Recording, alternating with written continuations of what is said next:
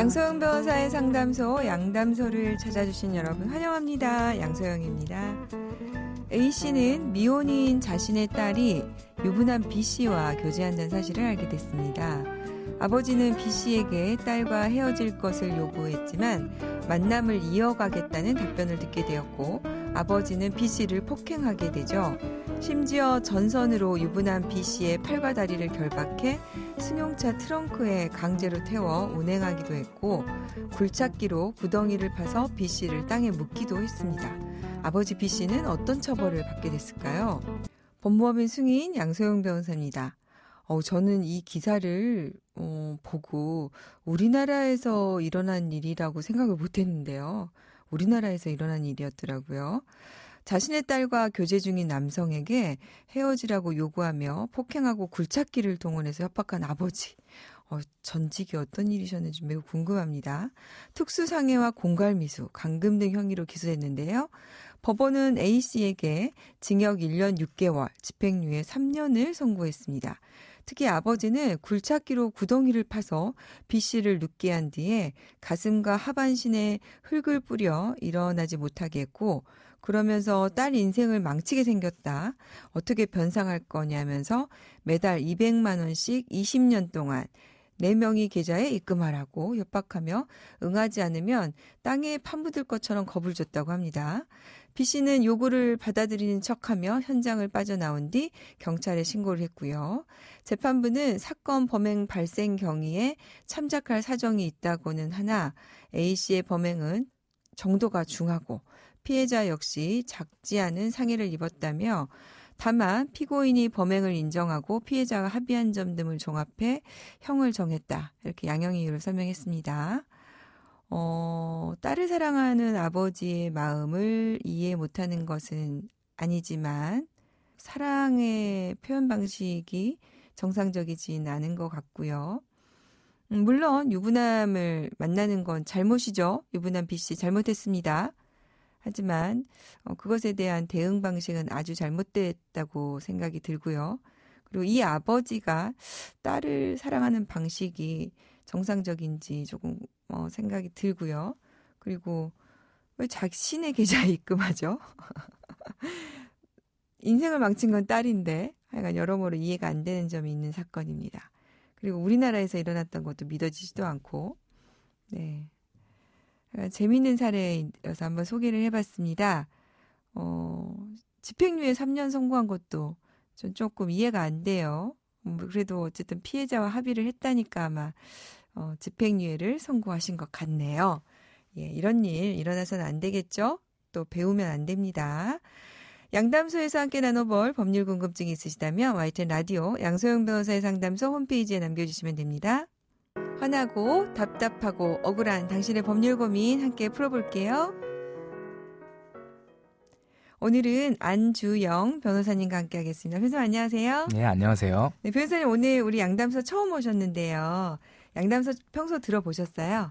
네, 평소에 저도 양담소에서 소개된 사례들을 들으면서 저라면 어떻게 판단을 할까 생각해보곤 했었는데 네. 이렇게 직접 출연할 기회가 생겨서 참 기분이 새롭습니다. 감사합니다. 우리 청취자분들에게 인사 좀 부탁드릴게요. 예, 반갑습니다. 안팎법률사무소 안주영 변호사입니다. 안팎법률사무소요? 이름이 너무 좋네요. 예, 저희 공동대표로 같이 있는 박민규 변호사와 두 변호사의 성을 따서 안팎이라고 네. 지었습니다. 우리 처음 사례도 되게 형사사건 형사사건 많이 하시는 선생님이라고 제가 들었습니다. 주로 이제 형사사건 전문으로 해서 많은 분들에게 좀 조력을 드리고 있습니다. 그런 사건도 좀 해보셨습니까? 우리 처음에 소개한 사연 같은. 특수상해나 공갈 같은 사건들도 했었는데요. 네. 예, 다행히 합의에 이르러서 집행유예가 나온 것 같습니다. 예. 오늘 또 준비된 사연 만나보고 얘기 나눠볼게요. 몇 년 전 지인으로부터 암호화폐 관련 회사를 소개받았습니다.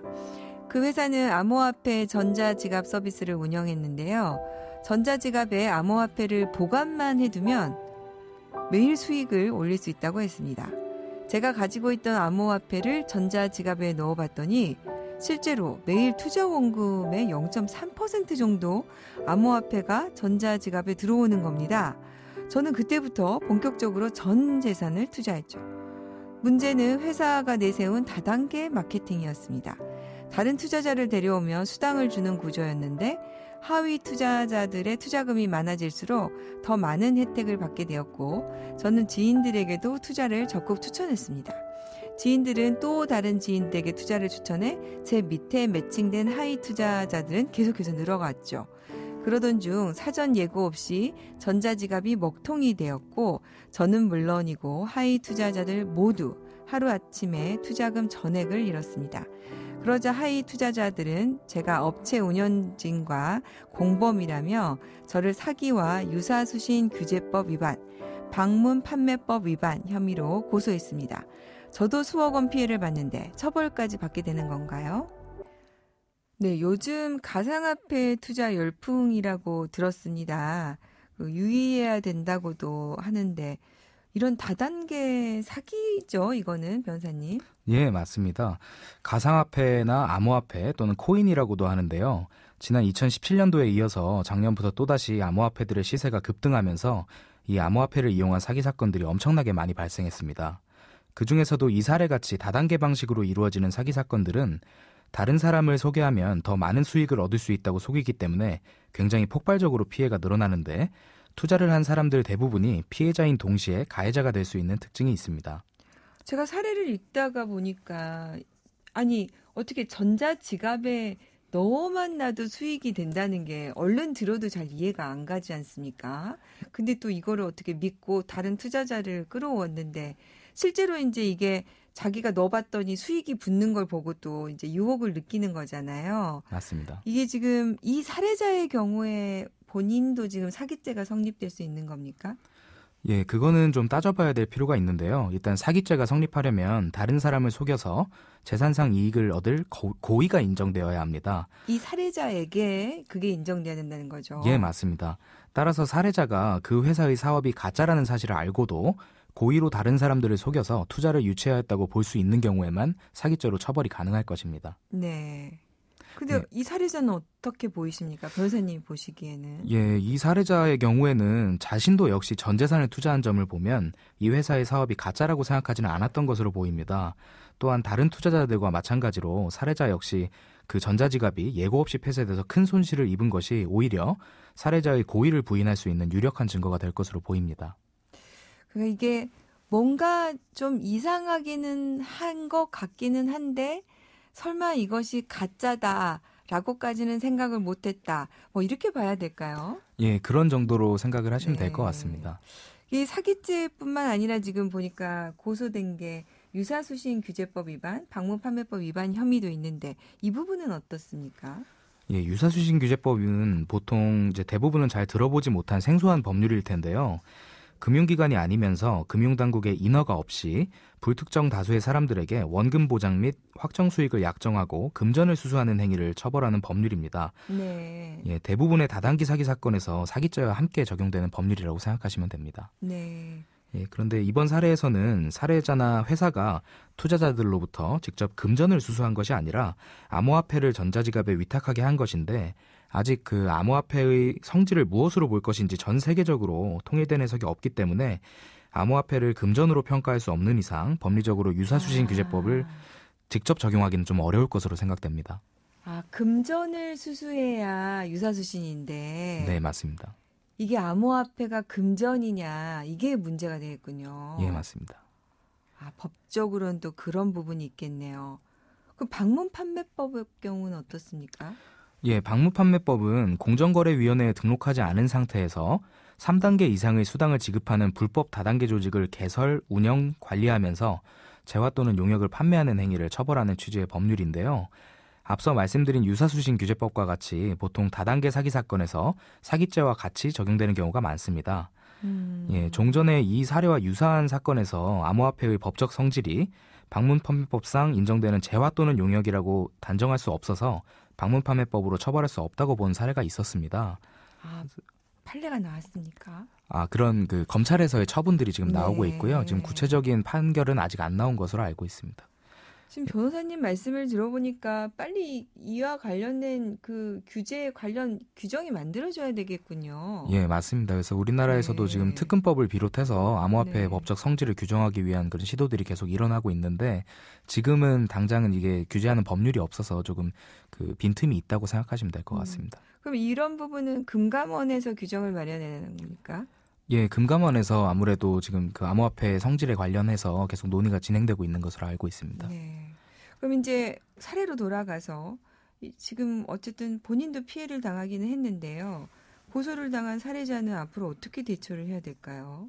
예, 앞서 말씀드린 것처럼 다단계 사기 사건에서는 가해자가 동시에 피해자인 경우가 대부분이기 때문에 단순하게 억울함을 호소하면 되겠지 생각하시고 초기에 적절한 대응을 좀 못하시는 분들이 많습니다. 네. 예, 또 첫 경찰 조사만 한번 받아보고 변호사 선임 여부를 결정하려고 생각하시는 분들도 많은데 대부분 첫 조사에서 자기도 모르게 불리한 진술을 많이 하시거든요. 네. 그래서 다단계 사기 사건은 잘못 엮이면 자신이 한 행위보다 훨씬 더 큰 책임을 지게 될 우려가 있기 때문에 경찰로부터 연락을 받으시면 곧바로 고소장부터 확인을 하시고 바로 변호사를 선임하시는 것이 맞습니다.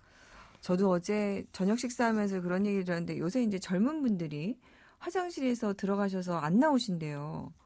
그리고 네. 나오실 때 정말 막 그 절망스러운 표정으로 핸드폰을 들고 나오시는데 대부분 그런 분들이 이제 암호화폐 관련해서 이제 시세가 떨어지거나 막 이렇게 사기를 당하거나 해서 피해 보신 분들이 많아서 정말 큰 사회적인 문제가 되고 있다고 하더라고요. 네, 맞습니다. 이게 지금 정말 이렇게 사건이 많습니까, 변호사님? 예, 최근에도 또 암호화폐가 뭐 수십 배씩 오르는 그런 또 급등 사례가 있었기 때문에 그 투자 열풍에 힘입어서 많은 분들이 그 암호화폐나 아니면 그 암호화폐 전자지갑 서비스 또는 암호화폐 거래소를 내세운 그 하루아침에 거래소가 폐쇄돼 버리는 경우가 이렇게 있다면서요? 예, 그런 경우도 있습니다. 그래서 그런 식의 그 사기 사건들이 계속해서 일어나고 있고 그래서 그런 피해들이 계속 급증하고 있는 상황입니다. 네. 저도 기사를 보면서 그 테슬라 일론 머스크. 일론 머스크의 그런 그 무책임한 트윗 같은 것도 보면서 그로 인해서 피해본 사람들에 대해서 책임을 져야 되는 거 아닌가 생각이 참 많이 들던데, 물론 이제 뭐 이로 인해서 불로소득에 대한 열망, 뭐 그것도 문제가 아니냐라는 생각도 들기는 하지만 사실 자산의 가치 상승으로 인한 것들은 뭐 다 그렇게 볼 수 있는 거 아니겠습니까? 뭐 그것만 탓하기는 좀 어려울 것 같고요. 결국 이로 인해서 어쨌든 피해 보는 것들은 없도록 그 규정들 이런 부분들이 빨리 좀 만들어져야 되겠다는 생각이 드네요. 자, 오늘 형사 전문 변호사 안주영 변호사님과 암호화폐와 관련된 사례 살펴봤습니다. 변호사님 도움 말씀 감사합니다. 예, 즐거운 시간이었습니다. 감사합니다. 양소영 변호사의 상담소 양담소는 내일도 문을 엽니다. 끝곡 아이유의 나만 몰랐던 이야기 들려드릴게요. 양소영이었습니다.